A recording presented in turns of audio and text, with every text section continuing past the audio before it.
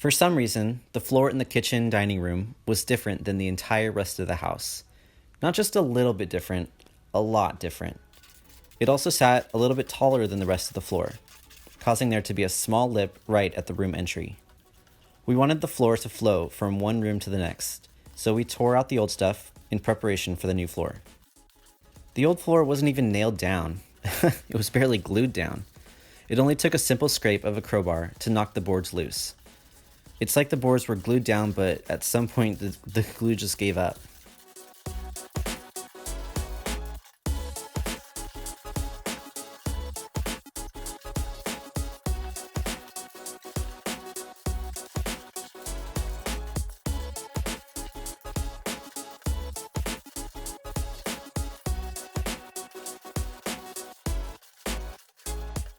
These floorboards were the easy part. Underneath that was a 1/4 inch of plywood that was held together with what appears to be Elmer's glue.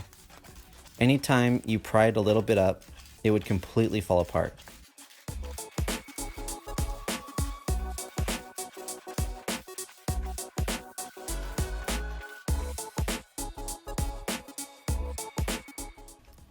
Oh, another thing about this plywood is that there were approximately 50 million nails used to hold it down. Just in this little section, I can easily see 27 nails. And this is after a bunch of nails came out with the plywood. Now, multiply that across the entire floor, and you'll understand why I spent way too many hours just prying nails out or hammering them down.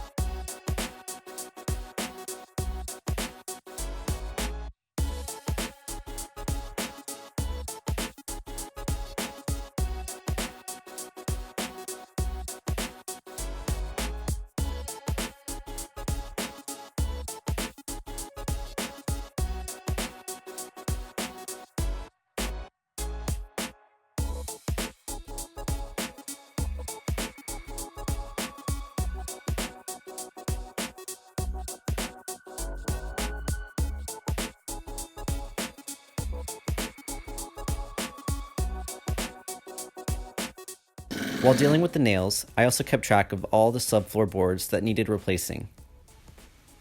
Some of them were cracked or broken, and others were just squeaky. My dad helped me replace those boards.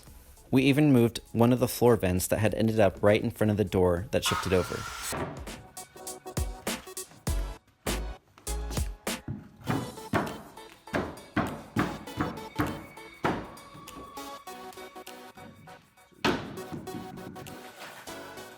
After he left, I realized that there was one more board to replace, which I marked with the green tape. So here's how I replaced it. You can see the location of the floor joists based on the screws of the new boards. Since I didn't want to compromise the short end of the board near the wall, I made a cut on the near side of the joist and popped out the broken board with a crowbar.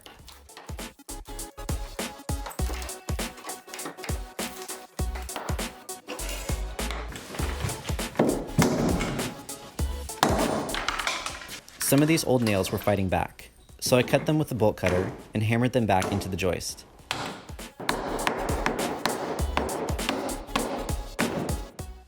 The far end of the new board needs to be supported. To do that, I paired a short 2x4 to the joist, screwing it to the joist as well as the subfloor boards on either side.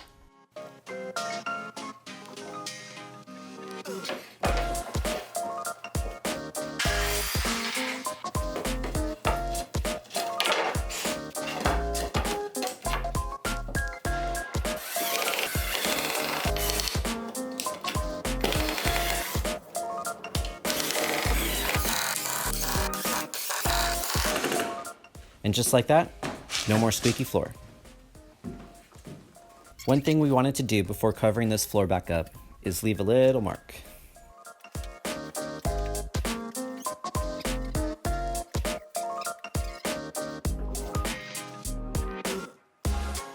Okay, This is when things got pretty crazy. I wasn't able to film much of this process of the new floors because I was put to work. My uncle runs a flooring business and did a bang-up job with our floors. In addition to adding new floors in the kitchen dining area, we also refinished the entire house so all the floors would match. I was able to do a significant part of it, like put down all the new flooring in the kitchen dining area and sand the old finish off the old floors in the rest of the house. This sander that I'm working with is used to take off the old finish in big sections.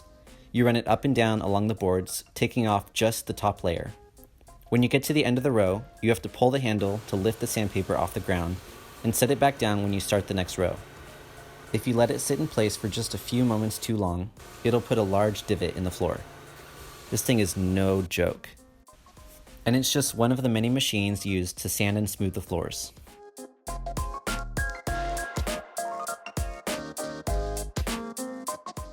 I should note that there was a lot happening all at the same time. The second day of having the kitchen cabinets installed was the first day of sanding the old floors. The day after that is when we started the process of new floors in the kitchen. It's a tedious process putting down one row of flooring at a time, but boy does it look good. In a matter of just a few days, the kitchen went from completely empty to having new cabinets and floors installed. I'll cover the process of the cabinets in another video.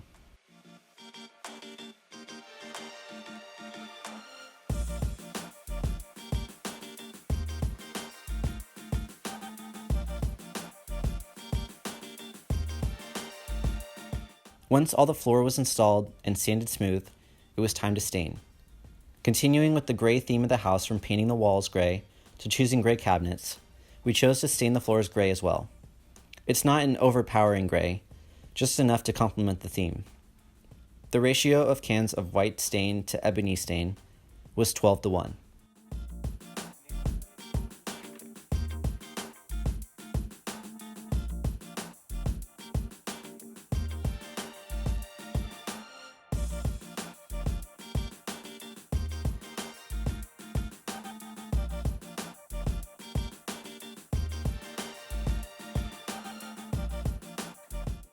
Once the stain was on, it was then topped with 3 coats of sealer.